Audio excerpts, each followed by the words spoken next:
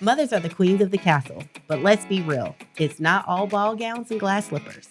On this podcast, we're giving you a peek behind the throne at the privilege and responsibility of wearing the crown. My name is Helen Hope Kimbrough, and I'm a proud wife and mom of 2 adult sons. And I'm Alicia Hash, a proud wife, married to my high school sweetheart, and a proud mom to 2 little ones. Get ready as we share jewels with each other and you around all things connected to motherhood.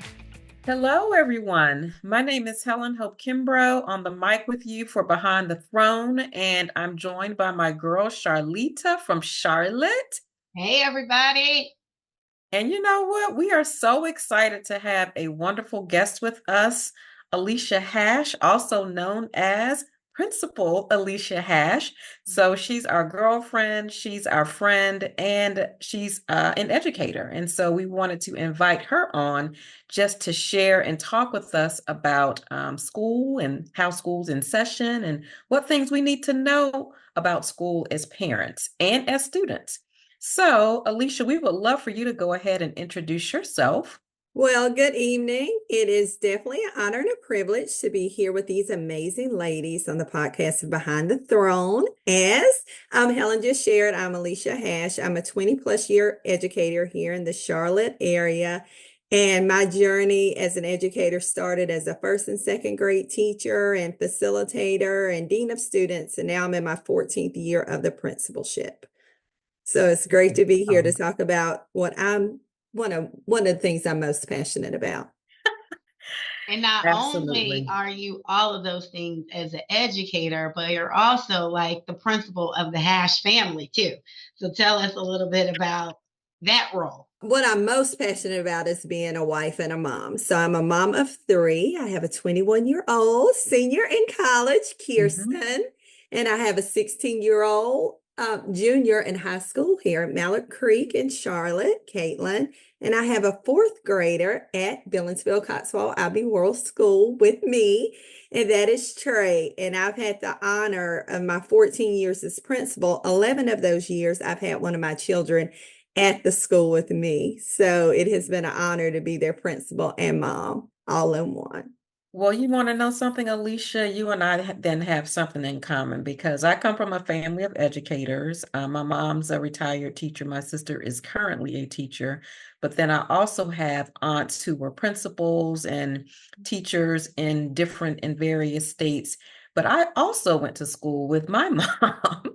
And so it was interesting because I didn't know how the dynamic would be, because she would say, Helen, I miss Hope at school. And I would say, oh, so does that mean you're not my mom? Yeah. But she was still my advocate.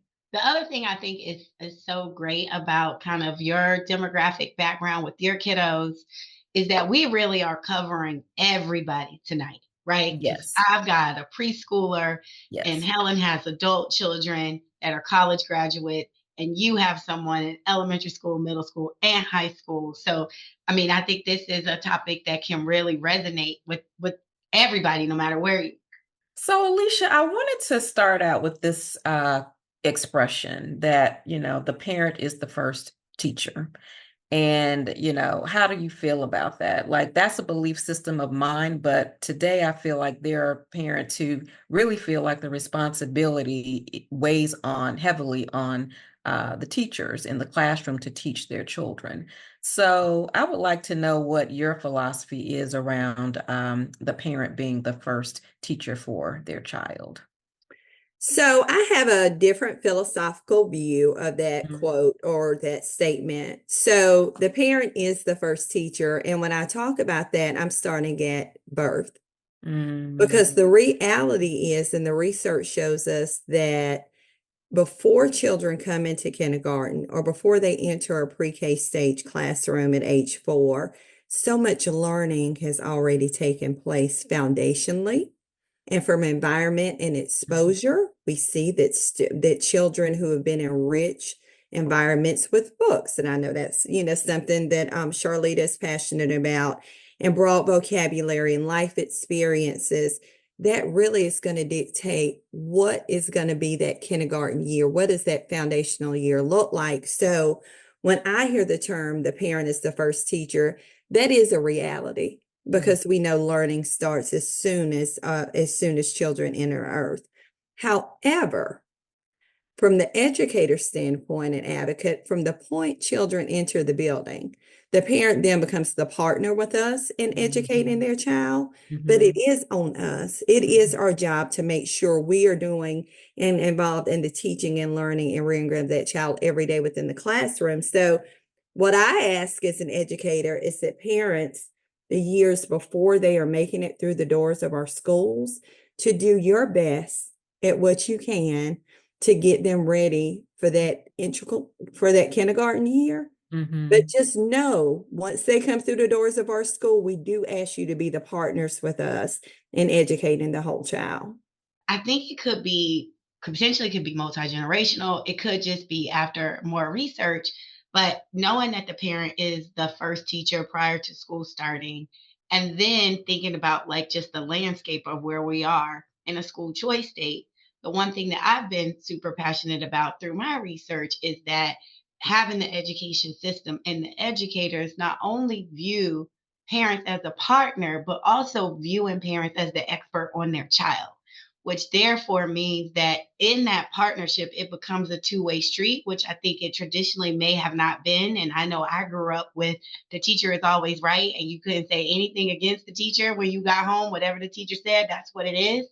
And I'm hoping that we're seeing the shift now where, based on your child and what's happening with your child, the environment, the landscape, your family dynamics, maybe the teacher also sees the parent as somebody who can give them input into their child as they create the best learning environment for them. Absolutely agreed. And that's why it truly has to be a partnership. And everybody has to be open to making sure at the end of the day the child was successful. And it takes a village. I mean, that is the reality. That has not changed. And even backing it up to what I shared from birth, the parents are the first teacher, but holistically, even if you look from a society standpoint, how do we all play a part into that? Whatever the programming is, again, universal pre-K is something that I'm really passionate about. If that were a reality, across the United States, because again, we know how important those foundational years are. Making sure parents, regardless, of where you live at in the city, that you have access to a public library with robust programs where you can take your child there for early literacy intervention and programming that helps support parents, and how to rear children, because all of us who are parents, all three of us, you don't know how to be a parent when it first starts. We're all making our way along the journey, and having resources and supports within the communities we live in help us with that work. I always say I was the perfect parent before I had children. I mean, I was the perfect parent. Okay. And now I can tell you what my kids were going to do. My son was only going to wear bow ties to school. Now he only wears sweatpants. My daughter would always just walk around saying, yes, ma'am. She don't even speak to people. But I was certainly the most perfect parent before I had kids. Yeah, and very judgmental of parents too, right? Who had children, before you parented your own, about how you thought things would be and how you thought your reactions would be. And now it's one of those where you really take things back and reassess, and sometimes even apologetic to parents, like, you know what, I was there, I get it now, I'm so sorry. All of those things too. So, and I've had parents come to me and apologize. I didn't even know I was judgmental until my son was born in February. And for Christmas, instead of buying my friends' kids gifts, I bought them all gifts and wrote letters and apologized to them because I think I was really awful. And I didn't even realize how judgy I was about when their kids didn't speak to people. And now here I have someone and I just go like this. Too funny. Because you are an educator, what drew you to this profession? I mean, did you always know that you wanted to be a teacher / principal? So I was not that child. I hear all the time, like from the point I was a little girl, I lined up all my baby dolls and I was teaching them. Like I always had a chalkboard That is not my testimony. So what I always like to share, though, is I had three amazing women who were part of my life growing up. My mother, who was a teacher.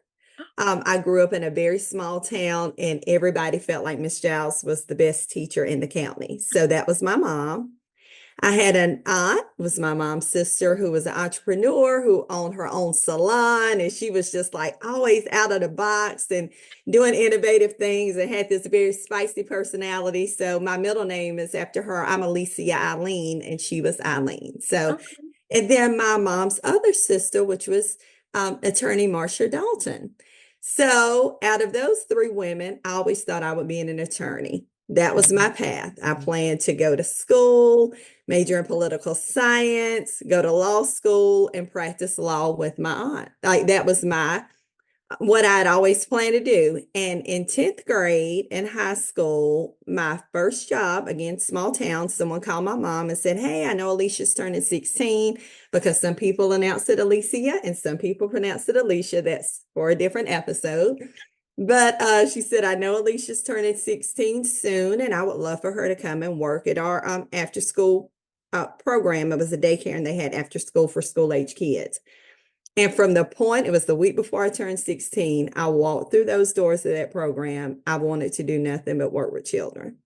Wow. So that was my journey. So it started in 10th grade. I just loved it. It was natural. It came very natural to me. And then once I go to college, I want to be a teacher. And that was my journey. Yeah, I love that. I love that.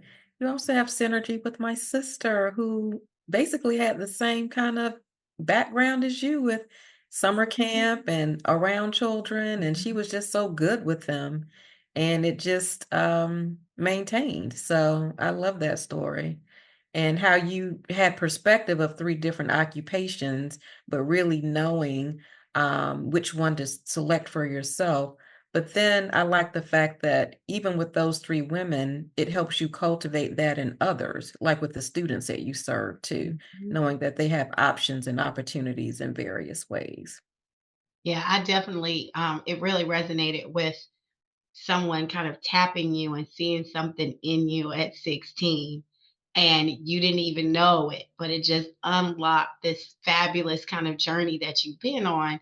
And it underscores the point on representation, mentoring, what I know you're super passionate about, and like our roles as parents to try to, allow our kids to have opportunities and position them in ways that maybe it wouldn't have been our path, or maybe that's not what we would have thought of. But I also think kudos to your mom for saying yes, allowing you to do it, right? Because there are some parents that would just say, "Oh no, I don't want my kid to work," or "I don't want her to do that." And so it's really good that you had not only that background, but then a parent who was like, "Okay, go try this." It's Yeah. such a joy and journey. So I will be forever grateful for Miss Duggins for tapping me for that role. Now, we mentioned earlier that you have three amazing children. And with your children, they also seem to be like socially aware and they love to be in school. And I wanted to know, how did you impress, some of that generous spirit in your kids to say, you know what, learning is fun, growing and developing, these are a part of life and these are tools and things that you need to have to build upon. So how did you do that for your kids and how do you share that with others who are walking the same journey? Learning in the Hash House is definitely a non-negotiable. That is just something that we do. But I do want to You back said that with a smile, Charlita. But I do want to back up because I come from a family of educators. So my mom is again a retired educator, and then my mother and father-in-law are retired principals. And then aunts and uncles as well in education. So our children did grow up in environments where it was always teaching and learning going on. So again, the village helps cultivate that and make that happen. Also, when we moved to Charlotte 20 years ago, we were very fortunate to find an African American preschool, Nana's Place. Years ago, it's been almost 20 years, in that village and the program that they had way back when really helped cultivate I love for learning with my children, especially my girls. I will say, raising a boy is quite different than raising two girls. And I will tell anyone when responding to this is no, all of your children are individuals. Yes. Kirsten's 21, Caitlin's 16. Kirsten has a very focused mind on social justice and the policies around that and the work that she wants to do to, make the world a better place. And Caitlin has that same lens, but wants to do that work in a different way. And the way that she's going to educate and advocate and the pathway that she's going to be in on her own trajectory. And Trey is just now, developing a love for learning this year in 4th grade. And I'm breathing a sigh of relief because I didn't know if it was coming. So I am seeing like some glimmers of hope. But what I can say with all three of them is they are very caring people. They are very caring human beings. And we are a very faith-centered family. Delight yourself in the Lord. He'll give you the desires of your heart, making sure that you are raising them in the way that they should go. And you just want them to be good people. And I will tell anybody that at the end of the day, whatever any one of whatever pathways or careers they desire to do, whatever that looks like, I just want you to be a good person. I want you to treat people right. And I want you to, have a servant heart in order to be able to give and not be selfish and just be somebody who's contributing to the world in your own way. So from a faith lens, I think that has a lot to do with it. They've seen their grandfather serve as a pastor again. We're educators. They've seen their uncle serve, in Raleigh in a political in the political world. They've seen their aunt just have a heart for the community. So I think just what you model makes a big difference. But just back to the original one, learning is a non-negotiable. This is what we do, and when we go to school and we lean in and always do your best. And I will really emphasize that to parents, that students' best looks different based on their capacity and where they are. So I always say, do your best. Don't ever cheat yourself. But if you put the work in and I know you've done your best, that is all that I ask of you. So those are just, some of the tidbits that are nuggets that we What are some of the strategies or tactics that you use when you say like learning is a non-negotiable? Like, how does that show up? So obviously, I mean, you're going to school every day, and when you go to school, you are going to be engaged, because I do believe that, we're our children's first advocates. So let me start there. I respect the work that every educator does, but do know that we advocate for them. But our expectation is that you are in class every day and you are engaged and you are giving your best self. So then in turn, you're a learner, you're absorbing all this knowledge that educators are transferring over to you. So then, you can matriculate through from a grade standpoint on. That's what that looks like. You go in, and I will definitely say with the girls, both of them are very chatty. Those would have been the feedback that I would get. They're always talking. Well, they are, I'm a talker. So is their dad, really. So is our whole family. Everybody has lots to say. So, they just get that naturally. We've told them they have a voice. You use it in a positive way. But, go in, enjoy school, make friends. Like, I believe if you are ever in an open house or any event with me in the lens of a principal, I always advocate on educating the whole child. The child comes to school, we are serving them academically, socially, and emotionally. Whatever pathway they want to take, we are there to serve them. And I expect the same for my children. So go in, lean in, gain all the knowledge you can to be your best self, to then contribute to society. Now, I think we are close to being midway through school, depending on where you are, what state you live in. So, what are some areas that parents and students must focus on, like to stay the course, like right now? Like, what are some things or some tips that you would give? You have a lot of assessment data. I don't care if your child is in kindergarten or in 12th grade at this point, but they've taken beginning of year assessments. Could be Amplify, could be MAP, could be iReady, PSATs, ACTs. Take the time to look at how your child is performing on those data points. And if you don't understand those assessment reports, please get with your child's teacher or someone in the school so you know where is it my child is performing. Because what can be so disheartening sometimes is when parents get to the end of the year and it has not been communicated how their child has been performing along the way. And I would just say lean in now at the beginning of the year. And again, like you shared, some school districts and states are further along the trajectory of the year than others.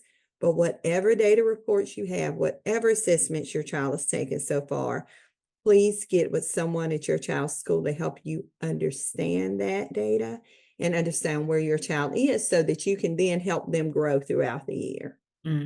What are some questions you should just ask as a parent? Like whatever the data is, whether if you understand it or not, what are just like common questions that engaged parents would ask? Common question, is my child on grade level? Let's start there. Are the reports that you see, is this affirming that my child's on grade level?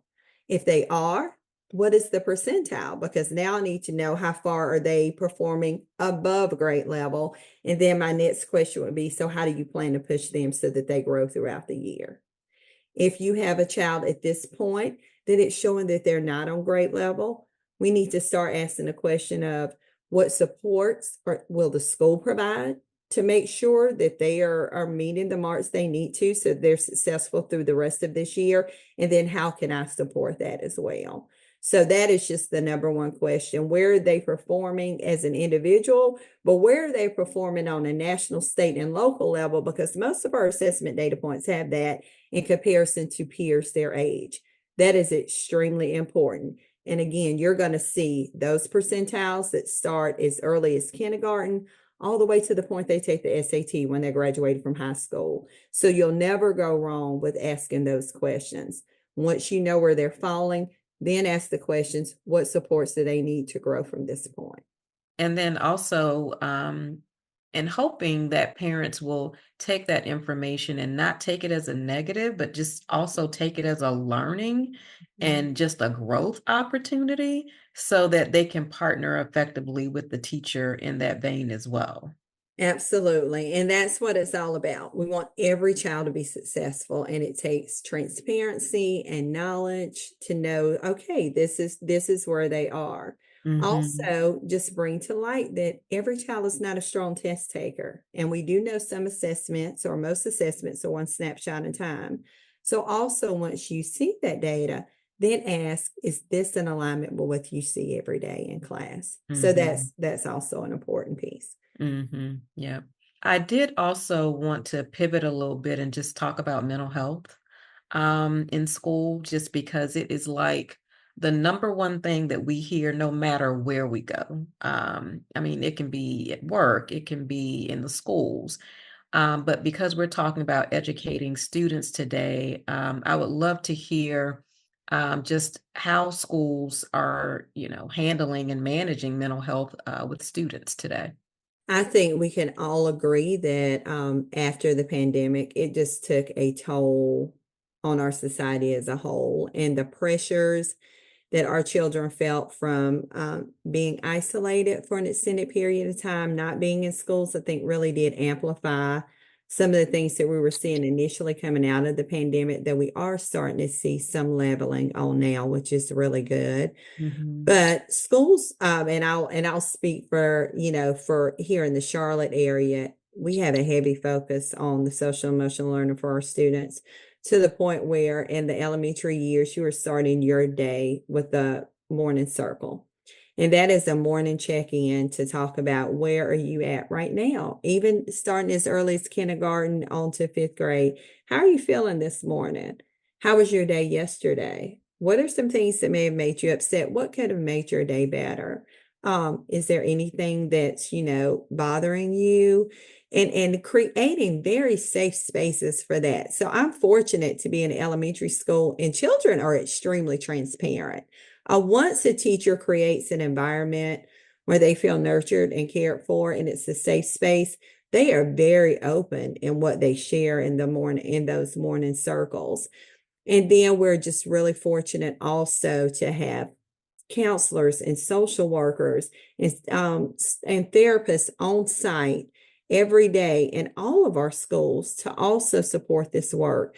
So if there's a child and or a family who needs the additional mental health supports that are needed to just make sure a child feels cared for. Anxiety is real.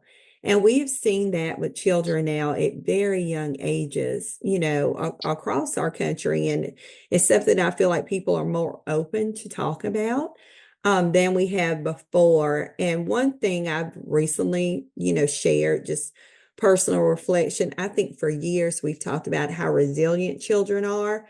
But I want us to really lean into that a little bit more and make sure we know what we're saying. Mm-hmm. Because now we know where the word trauma is used over and over again, and we see adults who've experienced childhood trauma where it was left untreated, and then therefore the interventions were not there, and we have adults who are really struggling themselves, who need mental health support. So sometimes when we say children are so resilient, I want to make sure that we haven't been missing a lot of signs along the way, that we haven't been missing some areas that needed to be dealt with then, and we're intervening earlier. And I think we can resonate with that as Black women, right? Like I have just been on a whole crusade to stop calling me a strong Black woman.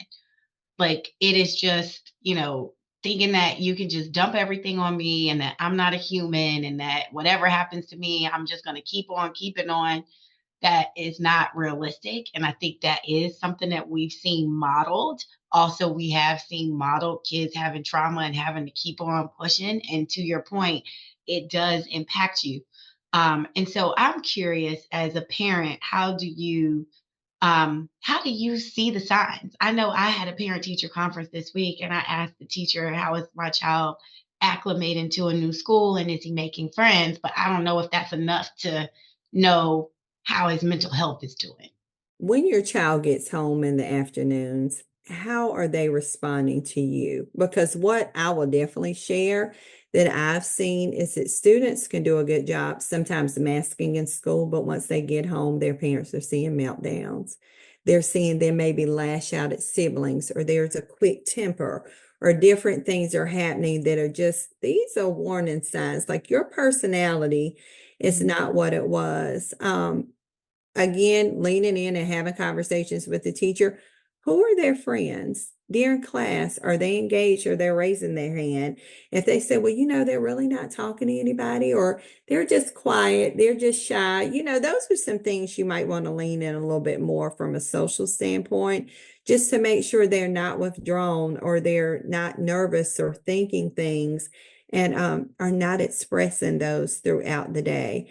Of course, if you're seeing outbursts, a child who's crying, a child who seems overly emotional, you want to make sure that parents know that. But I would even ask questions specifically about when they're outside, who are they around, or in their downtime, because a lot of times school can be very structured, and it may not allow for a lot of collaboration, but during lunch, during recess, during those downtimes, how are they engaging with their peers? And then how do they engage with the adults who are around them as well? Those are such good tips. And if you can believe it, I think we're having to wrap up. And so I wanted to give you an opportunity. Is there anything that you wanted to share, or any last tips that we didn't necessarily get to, but you think it would be good for our audience?